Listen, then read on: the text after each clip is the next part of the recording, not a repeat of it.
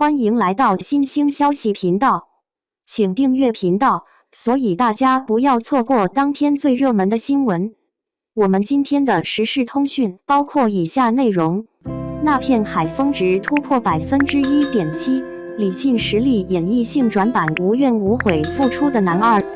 梦中的那片海开播3天，峰值由 1.6% 涨至 1.62%， 直至第3天的 1.7%。德塔文电视剧景气指数 1.985， 肖春生个人贡献值 43%， 成绩非常亮眼。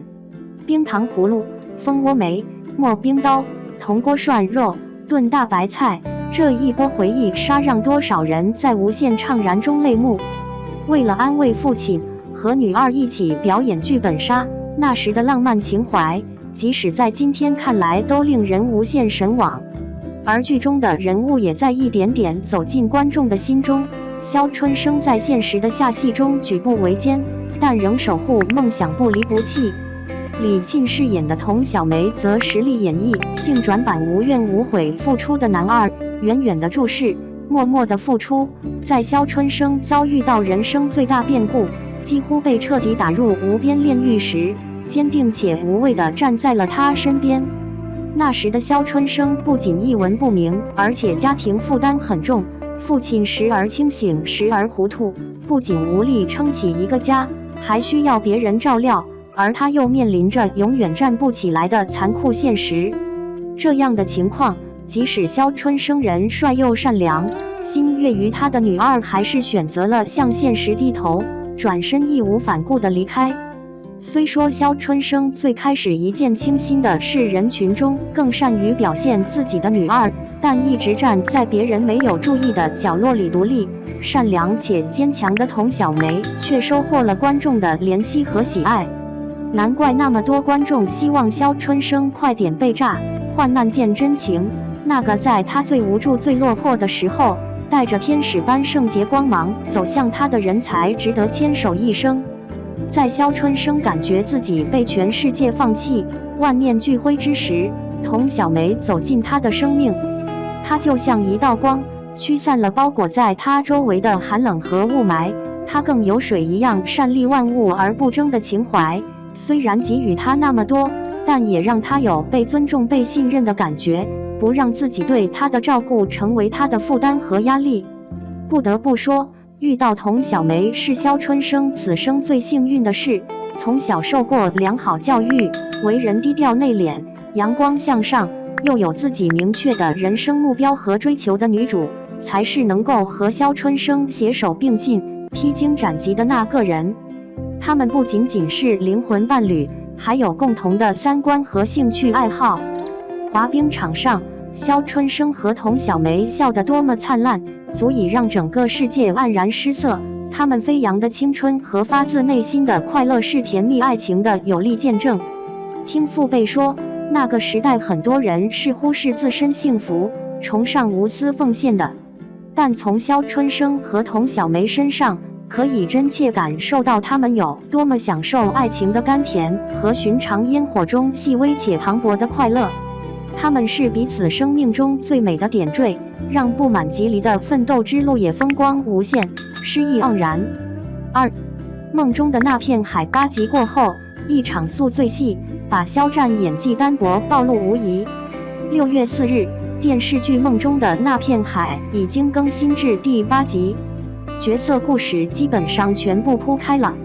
这个时候，认真分析一下演员们在剧本角色范畴当中的表演，则较为合适了。我在早前的2篇剧评文章当中，已经提到了肖战和李沁的表演，认为他们基本完成了剧本交代的角色任务。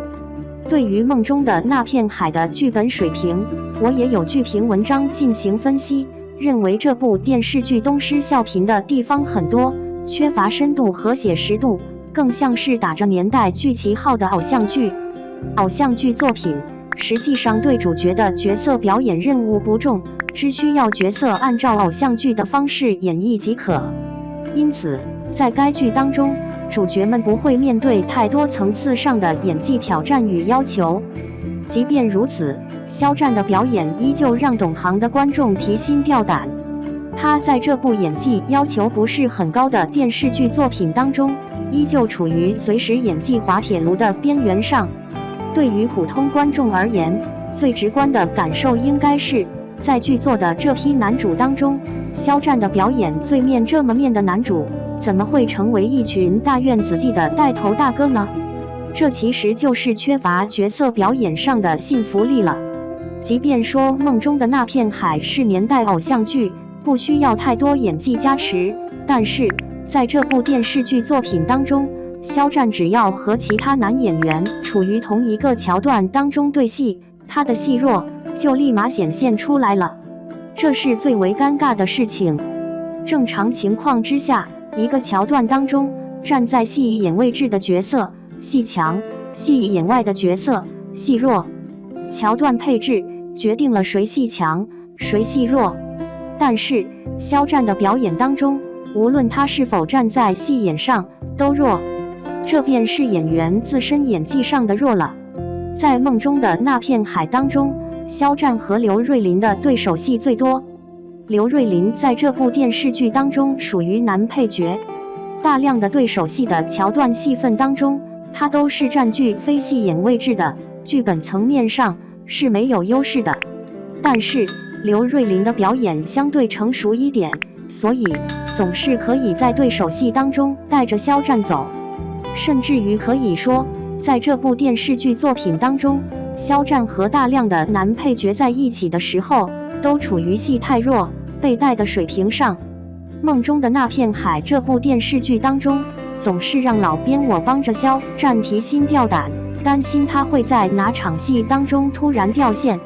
这种表演就很像是电线连接当中接线太虚了，造成电灯泡一闪一闪的状态。懂行的观众就恨不得上去帮着肖战在演技上拧一拧。该剧的第8集的一场宿醉戏，终于让肖战的演技彻底掉线了。在这场戏份当中，对于男主角有了2个层面上的演技要求。以往的戏份其实都是单一层面上的演技要求，肖战勉强可以完成剧本角色任务。这场宿醉戏是2个层面上的演技要求，肖战一下子就完成不了了。我们不妨分析一下这个宿醉的桥段。这场戏通过旁白的方式告知观众，男主角请女主角和女配吃饭，喝了酒。请吃饭的原因是感谢女主让出参军名额，感谢女主一直照顾自己的父亲等等。但同时旁白也交代，男主内心深处还有自己不能入伍的遗憾。这场戏肖战是没有台词的，需要在无台词的状态之下表演2个层次，一个层次是醉酒，一个层次是遗憾。坏了，有2个层次要求的桥段，一下子就把肖战没啥演技的问题暴露出来了。这位青年在镜头当中就剩下晃悠脑袋和面带微笑了。醉酒这个层次，肖战的表演显然是不像的，而遗憾的这个层次也看不出来。演技水平过关的演员，把醉酒和遗憾2个层面用无台词的办法表演出来，并不难。我印象当中，表演系大2大3的学生们都需要具备这个基本功能力。我相信这个桥段是导演在反复多次拍摄之后不得不选出的最好的一个了。但即便如此，肖战依旧无法完成2个基本的演技表演层次的要求。拍摄多组，选择最好的一组，依旧如此样子。梦中的那片海导演傅宁应该是无奈的，电视剧这东西拍摄的时候要抢进度，连续几组不过关，也就将就着用了，导演没办法把演员调教到过关。我见经常有媒体采访导演，问导演合作流量明星的时候，感觉合作的明星的表演水平如何？导演们当然都说恭维的话，咱们的导演们啊，一个赛着一个的圆滑。其实媒体采访的时候，不妨就具体的桥段而问导演，比如肖战的这场宿醉戏，傅宁导演怎么看？这样的镜头怎么就喊过了呢？傅宁导演的专业精神呢？这么一追问，可能傅宁导演就要说实话了。导演已经尽力了，演员就是表演不出剧本要求的层次出来，傅宁有什么办法呢？